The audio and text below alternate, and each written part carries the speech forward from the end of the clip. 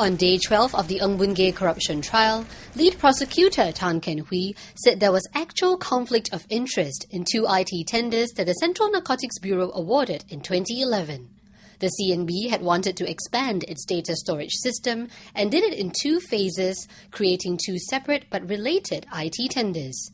In March 2011, an independent evaluation committee of the CNB had proposed two expansion approaches for the first tender. 1. Overhaul the current system and adopt a new one.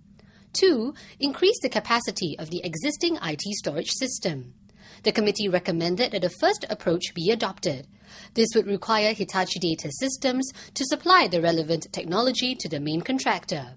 Hitachi Data Systems, or HDS, is Ms. Sue's former employer. Ng agreed with the committee's recommendation and claimed that there was no conflict of interest because he did not know that the acronym HDS in the contract stood for Hitachi Data Systems. At that time, he thought it referred to a type of IT system or technology.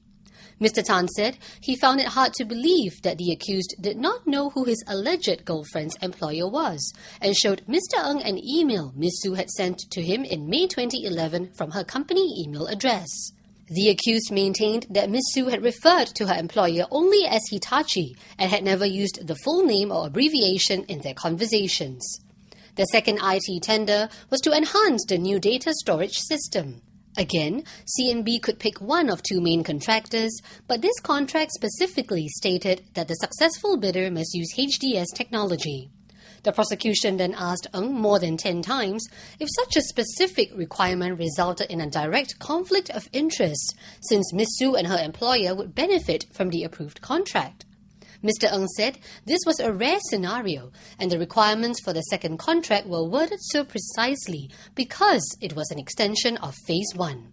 He said there was no conflict of interest because the successful bidder had no choice but to use Hitachi Data Systems as their supplier. However, the prosecution insisted that by August 2011, Mr. Ng knew that Ms. Sue was part of the HDS team trying to clinch the second contract with CNB. Hence, he was duty-bound to remove himself from the approval process as his objectivity would be compromised given their close relationship. Mr. Ng will take the stand for the fourth time on Thursday and respond to questions from both the prosecution and defense. Keep watching our videos for more on the Ng Boon Gay corruption trial.